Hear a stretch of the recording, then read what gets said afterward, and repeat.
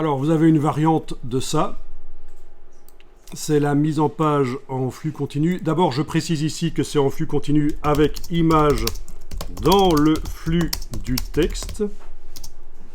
C'est-à-dire que les images vont être insérées entre deux paragraphes. Et vous avez une variante qui sera intéressante à voir également. C'est la mise en page avec image ancrée.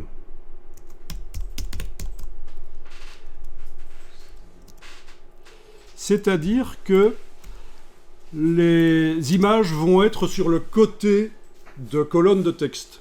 Comme dans un catalogue d'exposition, par exemple, vous avez sur les pages les colonnes de texte qui ne remplissent pas la page, elles sont sur la gauche de la page ou sur la droite, ou elles sont sur la droite quand c'est une page de gauche, elles sont sur la gauche quand c'est une page de droite, ça c'est automatique aussi.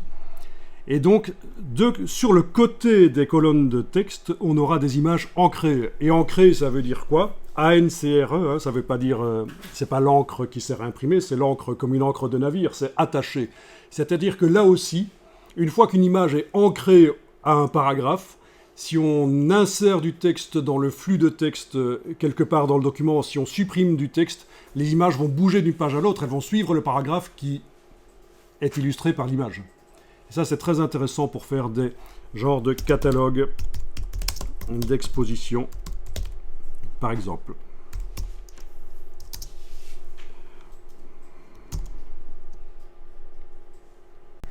Voilà, vous avez par exemple ce genre de choses. On l'a pas.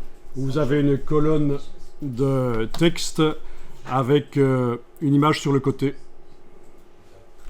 Voilà. Ah voilà, cet exemple-ci est bien meilleur en fait. Parce que j'ai tapé ici Auction Catalogue, donc catalogue de vente aux enchères. C'est un peu comme un catalogue d'exposition, mais voilà, mais vraiment ça peut être au kilomètre ça. Ça peut être au kilomètre parce que vous avez des centaines d'objets à vendre dans la vente aux enchères. Et tout de suite, j'ai quelque chose qui correspond un peu plus à l'explication des objets ancrés, donc les images ancrées. Vous avez le texte sur le côté et l'image attachée chaque fois. On a encore un autre exemple ici. C'est le même, j'ai rien dit. Voilà, donc c'est bon exemple celui-là. Ah oui, voilà aussi un exemple, le texte sur le côté. Les images comme ça, oui. Au niveau des colonnes, vous choisissez où vous positionnez les colonnes de texte en fait. Hein. Donc ça c'est assez intéressant. Ce qui est intéressant, vraiment il faut se rendre compte que ce genre de choses est assez bien automatisé puisque c'est du flux continu. Vous n'allez pas, à moins que vous soyez complètement stupide ou que vous n'ayez pas le temps d'apprendre InDesign, en tant que metteur en page, vous n'allez pas positionner chaque bloc de texte et l'image à côté. Vous n'allez pas faire ça. Vous pourriez vous dire, oui, mais on peut le faire. Il suffit de dupliquer le texte et le bloc image et de remplacer. Oui, mais et si on supprime un des éléments ou si on en ajoute, votre mise en page elle se casse. Il va y avoir des trous. Tandis que si vous le faites de manière traditionnelle sans flux continu. Tandis qu'avec le flux continu, je vous rappelle que si on supprime quelque chose ou si on ajoute, le reste bouge, ça s'insère.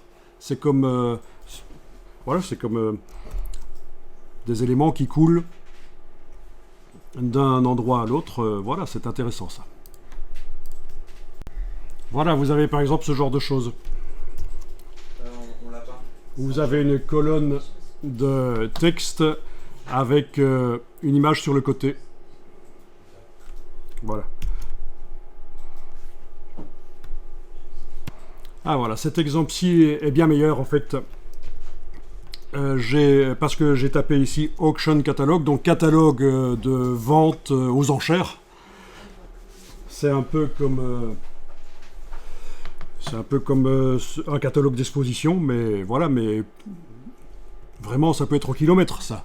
Ça peut être au kilomètre parce que vous avez des centaines d'objets à vendre dans la vente aux enchères. Et tout de suite, j'ai quelque chose qui correspond un peu plus à l'explication des objets ancrés, donc les images ancrées. Vous avez le texte sur le côté et l'image attachée chaque fois. On a encore un autre exemple ici. C'est le même, j'ai rien dit. Voilà, donc c'est bon exemple celui-là.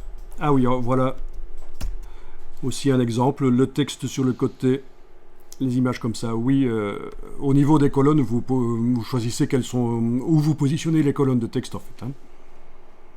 Donc ça c'est assez intéressant. Ce qui est intéressant, vraiment il faut se rendre compte que ce genre de choses est assez bien automatisé puisque c'est du flux continu.